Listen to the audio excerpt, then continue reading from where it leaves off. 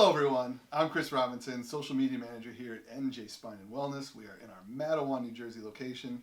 I'm joined today by Dr. AMMAR SAYMEH, foot and ankle specialist, head of foot and ankle at NJ Spine, and Dr. Tim Yu, physical therapist, right here in Matawan.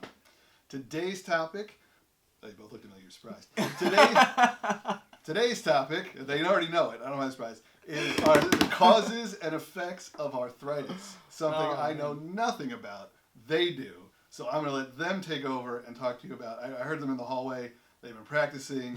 They're ready. There's improvised bits that aren't really improvised. So they got feet. Dr. Tim has foot models here. That's great. They came fully prepared. I'm excited. I'm going to hand it over to you, gentlemen. Here's your microphone back. Thank you, sir.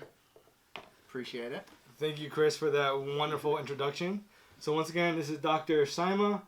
I'm Dr. Tim, physical therapist, and today we're going to talk about the effects of arthritis on our feet. So, Doc, in the foot and ankle world, tell us a little bit more of how arthritis affects our feet. So, there's several different types of arthritis, Tim. The main one that we hear most about is as you get older and progress, the wear and tear on your joints after being on your feet for years and years, and the amount of pressure that's absorbed by your foot and ankle. There are 26 bones in the foot and 30 joints. So there's a ton of areas where arthritis can go. So that being said, what is arthritis? So let's back that up a little bit too. What arthritis is essentially a breakdown of cartilage. For those people who don't know what cartilage is on the either end of a joint, and a joint is made up of two bones, and that cartilage can break down over time. That breakdown of cartilage is what's going to prevent movement in our joints. So, and that causes pain, inflammation, swelling, and just overall discomfort as the day goes on and as they're on their feet for long periods of time. Yeah, as you said, arthritis is so common in all demographics. For me as a physical therapist, I see a lot of patients coming from you with a lot of arthritis in their feet. And so my ultimate goal and job is to help relieve their pain, return their goals to their whatever quality of life, whether it's running, whether it's jogging, whether it's whatever sport they enjoy. And so for me, I want to help not only look beyond their arthritis, but see what strength deficits, what mobility they're presenting with, so that I could really customize our exercises. And so, Doc, from a surgeon point of view, what have you been seeing in arthritis, and when do you determine they should have surgery or not? So that's a really good question, but I think it gets lost in translation a lot of times. Just because we're surgeons doesn't mean we should operate on everything, right? And just because there's certain pathology that requires an operation doesn't mean that a person with arthritis needs an operation. So that being said, we always try conservative modalities first, right? I love it. That's awesome. We always try custom orthotics, accommodative shoe gear. Now, what does that do for arthritis, right? You would think, well, the cartilage is already broken down or breaking down, so what can accommodative orthotics do? And the custom orthotics, what they do is they relieve stress and pressure on the joint themselves. So that's super important in slowing down that progression of arthritis. In addition to that, from a conservative standpoint, there's different kinds of steroid injections that we can do for certain joints.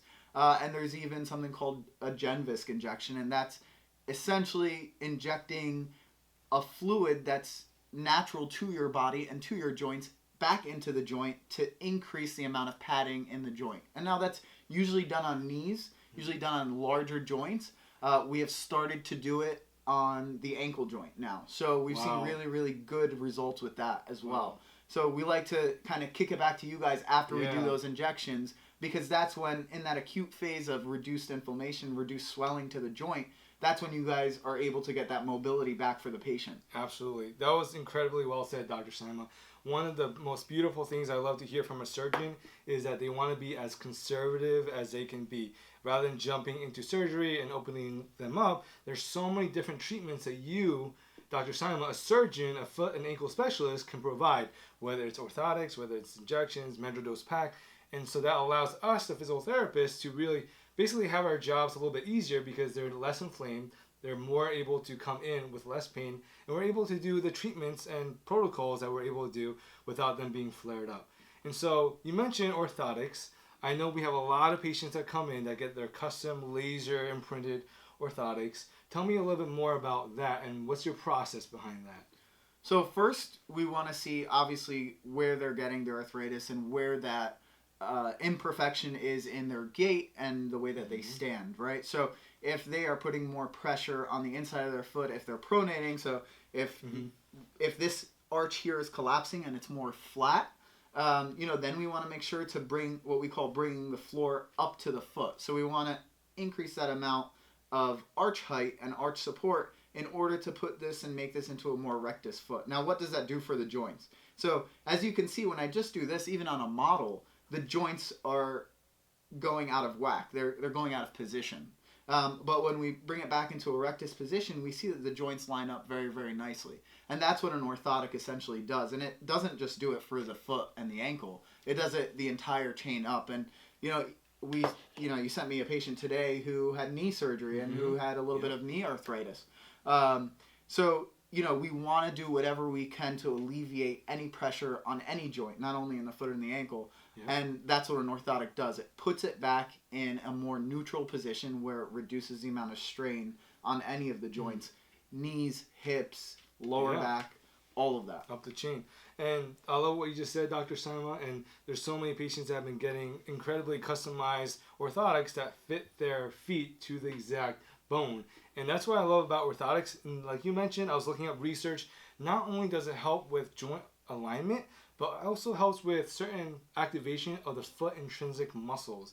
And so for me as a physical therapist, orthotics are great. They help with joint alignment, but ultimately I want to help get their muscles in their foot firing up. An analogy I love to give to my patients is a lot of times they're wearing socks and shoes, and there's these crazy, I don't want to say the brand name, but crazy shoes that takes out the proprioception in their feet, right? And so for me as a physical therapist, I want to build up the brain to their foot connection, allow them to be able to wiggle their toes like their hands. Imagine putting a glove over your hand the entire day.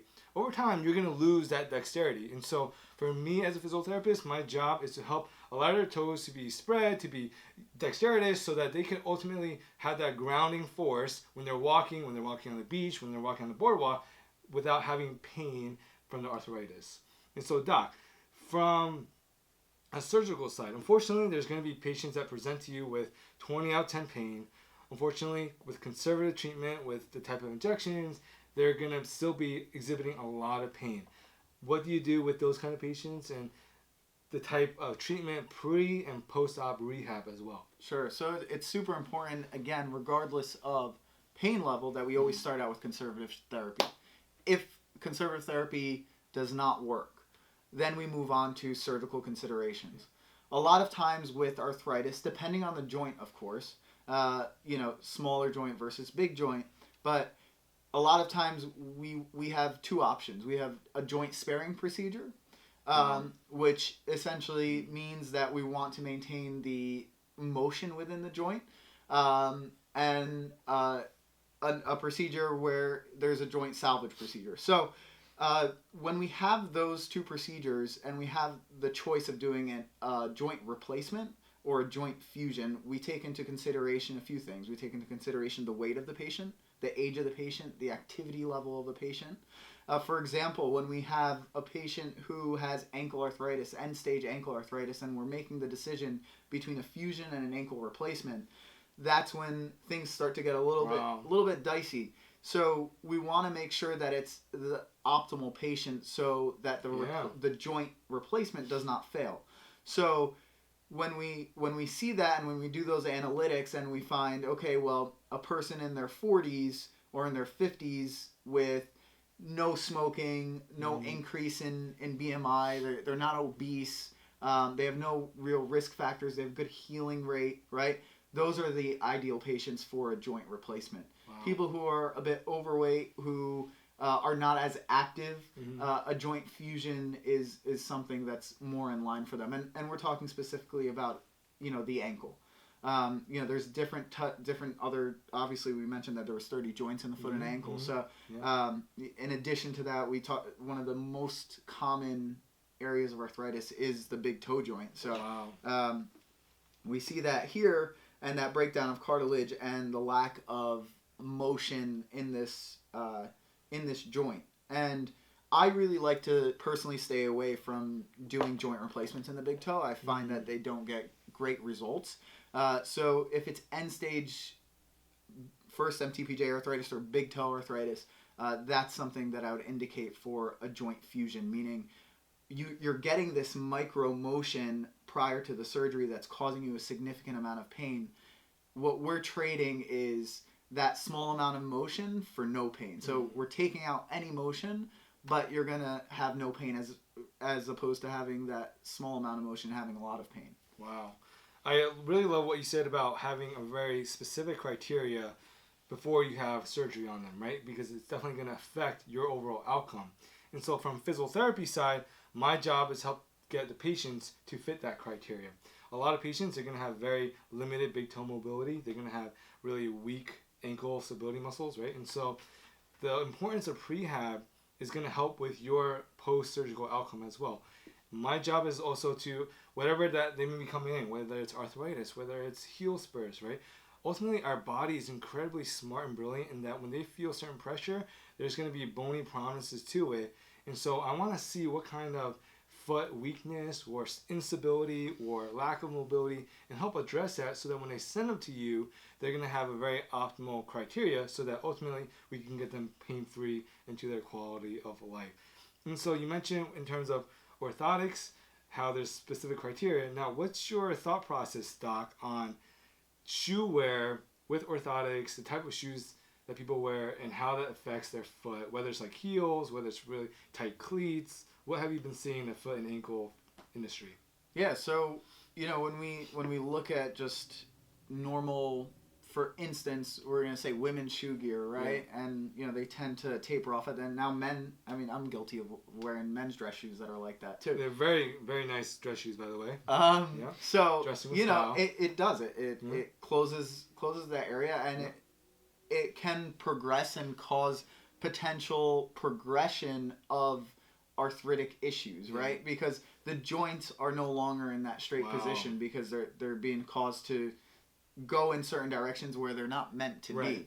So, and they're doing that for 10, 12 hours out of the day when you're on your feet in your shoes. So that can lead to a progression of arthritis, especially over a number of years. You're not going to get that, within 6 months, but it's something that's going to continue to progress over years. And if you're in high heels or if you're in cleats for years and years and years, it will catch up to you eventually. Wow. So in the form of maybe even a bunion, for instance, that's a form of or the beginning of an arthritic joint at the big toe joint, and that compression on the sides of it is just going to exacerbate the issue. Wow. I love how you mentioned even with dress shoes for both men and women, how they're literally smashing your feet and toes together, preventing it from moving in its normal state. And so one of my favorite exercises actually for patients who are coming in with osteoarthritis in their big toe or their feet in general is called an exercise called toe yoga. So for everyone back home, this is one exercise I definitely recommend you doing. Trying is literally lifting up your big toe without lifting up all your other toes. I promise you it's going to be very hard. And if you want to flip the other way, lifting up all your little toes and keeping your big toe down. Can you do that, Tim? It's very hard. I'm practiced. Right now. Yeah, it's extremely hard. I can't do But this is going to be one exercise, one free exercise that all you guys definitely try at home. Because just building up that foot dexterity is going to go a long way for you. And so, Doc, from a surgical side, post-op now, post-surgery, what's the normal recommendation in terms of them not putting weight on it for osteoarthritis, for like even a bunionectomy? What's your protocol? Yeah, so, on a fusion, on average, any joint takes approximately 10 to 12 weeks to fully fuse. Yeah. Now, depending on the joint, it doesn't necessarily mean that you have to be off of it for 10 to 12 weeks. Right. If it's a big toe joint, my post-op protocol usually is about 6 weeks of being off of it. But if it's an ankle joint, you better count on 10 to 12 weeks of being off of it. And again, an ankle fusion is a big surgical procedure. But we do fusions on hammer toes and things like that, especially in our rheumatological patients. We really see an increase in deformity as time goes on, especially in the forefoot. And when I say forefoot, I mean the ball of the foot, so the front portion of the foot, including these joints, the metatarsal phalangeal joints, and these toes, the hammer toes. So they start to curl. I can't curl these for whatever reason.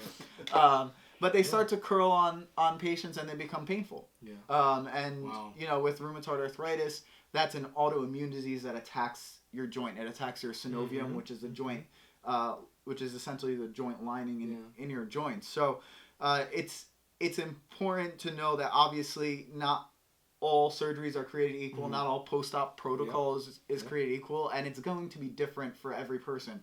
For instance, a diabetic heals slower than someone who's your age, Tim, right? So that's a difficult question to answer completely straight without having any caveats. Yeah, that's a lot of good points.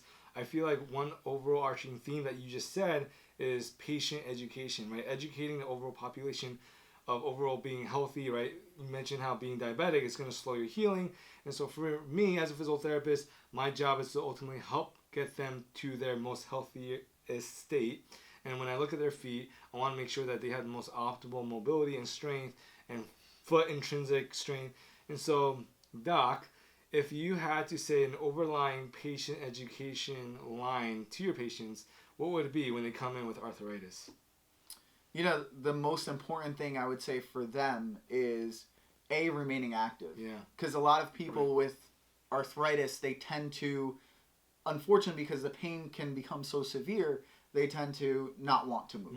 So it's important to get up and move, but with the appropriate shoe gear and the appropriate bracing, right? Because it's not only orthotics and accommodative shoe gear.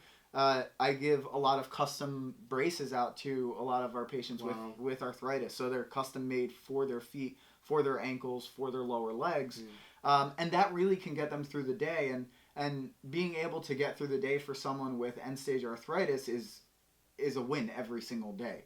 So that being said, just getting out, seeing a doctor early, getting diagnosed appropriately, getting the right imaging, the blood work, especially if you're concerned about maybe you have rheumatoid arthritis in the family, or maybe you're concerned that you've read online a few things about rheumatoid arthritis and it's lining up, and then you come in and we send you to a rheumatologist. So all those different things are important in preceding the possible problems that can come with arthritis. So getting into orthotics, getting into accommodative shoe gear, staying active, right? Because your overall health, moving, and what you eat and what you put in your system is just as important as everything I just mentioned.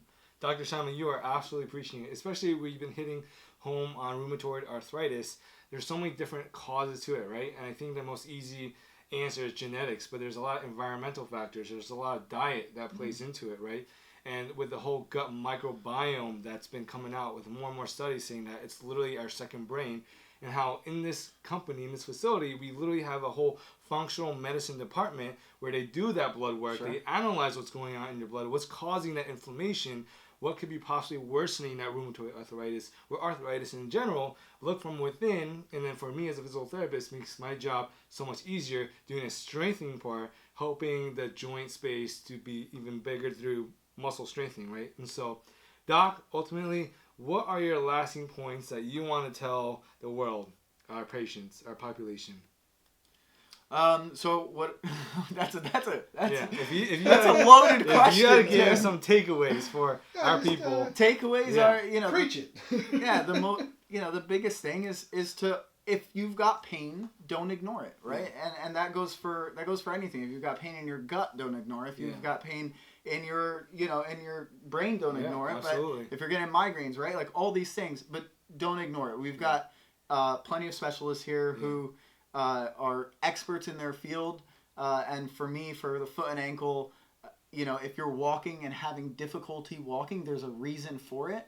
And there's always a way to treat it. If someone tells you there's no way to treat this, in my opinion, they're wrong. There's always a way to treat it. There's always a way to go after it to at least alleviate the problem. Yeah.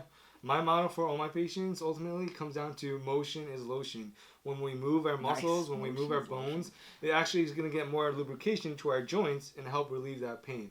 And so like Dr. Simon said, ultimately, let's get you active. Let's get those muscles activated, build up that brain to our muscle and joint connection.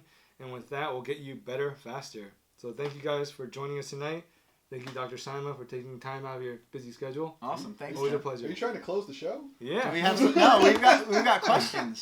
Oh, right. questions. Keep them We coming. got Keep them coming. Oh, who's the host? All right, you two share a mic for a second. Okay. Get that.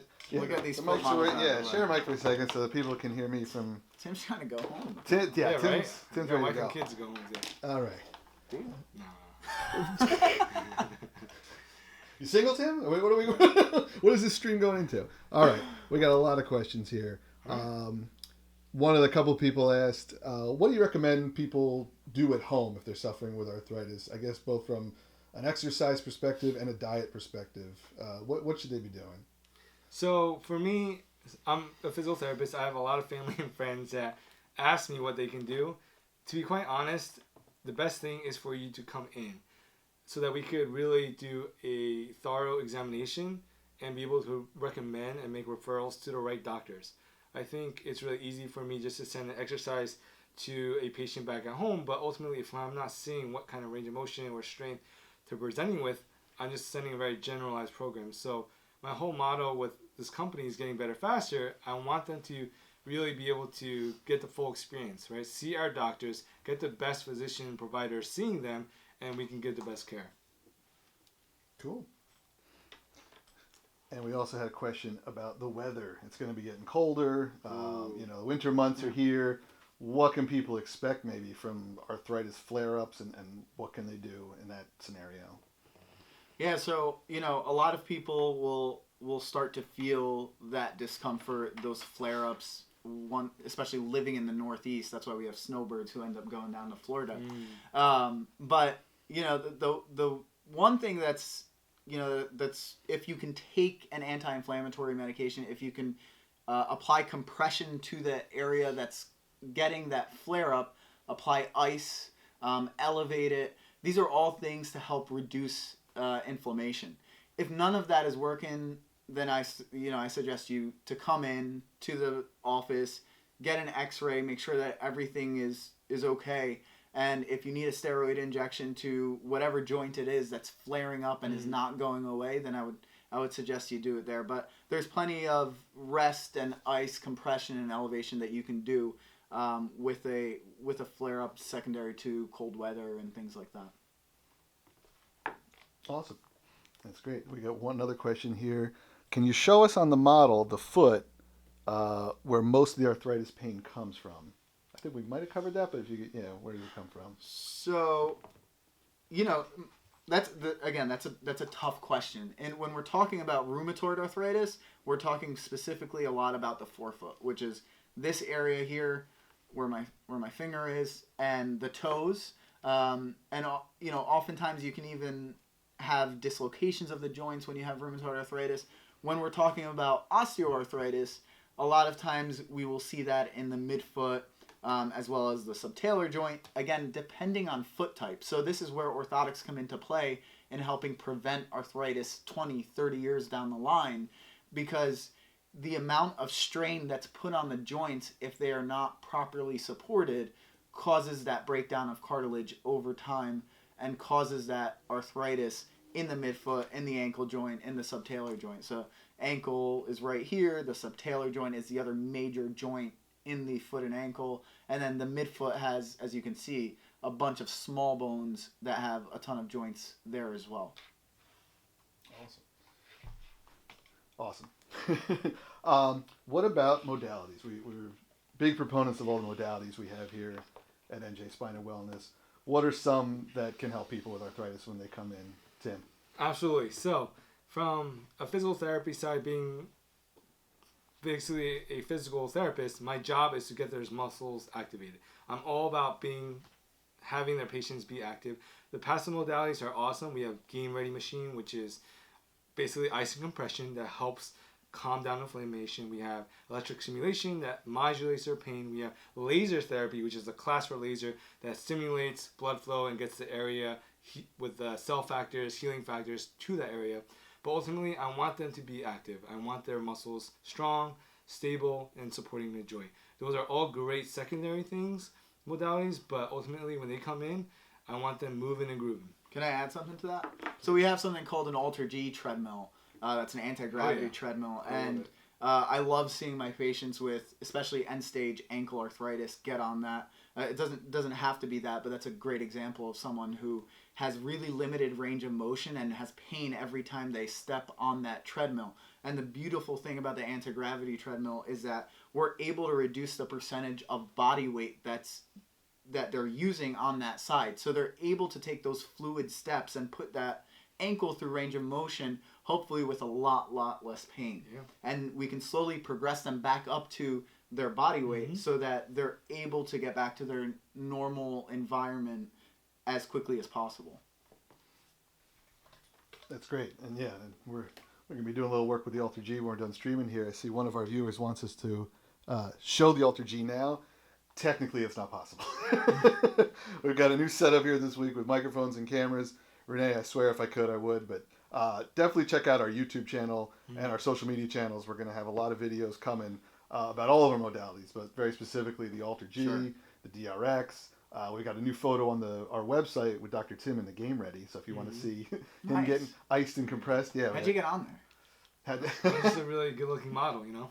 He knows it. No one's ever asked me to get into the game ready. He knows the photographer. Yeah. We've got you in surgery on one of the paintings. Oh, yeah. cool. There you go. All right. Bloody feet in your hand. It's great. It's a great photo. All right, so let's see. Any more questions? We're gonna Way to paint a picture. He deals with a lot of bloody, bony feet. Anyway, so one of the last question I think we'll take, because we're almost out of time here, is, and I think we've covered it, but I think it'd be good to say it again, is what makes the team different here at NJ Spine and how we operate. Most people are nervous and don't trust doctors because they've had bad experiences or been misled. So what do you think it is about NJ Spine and Wellness that kind of differentiates us from the rest? Yeah, I think this, right? Like, I mean, how much of this will you get at a normal mom and pop, foot and ankle place, orthopedic place, physical therapy place? The amount of interaction that Tim and I do, I think we're on the phone weekly, if not multiple days a week, talking about our patients, communicating with our patients. And it's not only Tim and I, it's every physical therapist, in the company. So we're able to offer Class A care to our patients by just talking through their issues that arise on a weekly basis. Because, a lot of times if you're not talking to the physical therapist as a doctor, you're just seeing their notes 6 weeks down the line, right? But we're doing adjustments to whatever is going on with them on a weekly basis, and that's really improving the care for them and getting them better faster as quickly as possible. I just wanted to use the tagline. Hashtag. Yeah. But yeah, the beauty of this facility is the moment you walk in through those front doors and you greet our front desk coordinators to the moment you walk all the way back to our turf and start exercising, you are met with a team of incredible providers from athletic trainers, rehab technicians, physical therapists, chiropractors, acupuncturists, occupational therapists. There's so many different providers that we are able to help look, analyze, collaborate. And the fact that Dr. SAYMEH is here, that I'm able to see him face to face, I'm literally running up and down the stairs to go and talk to him, to update him on our patients. So the collaboration is incredible here, from the foot doctor, the surgeon, to the physical therapist himself. So it's incredible. Very well said. And our last question is a quick one. Can people come in without a script? Yes. Yeah, that's a common misconception, but you can absolutely walk in through those doors without a script. Yeah. Awesome. All right,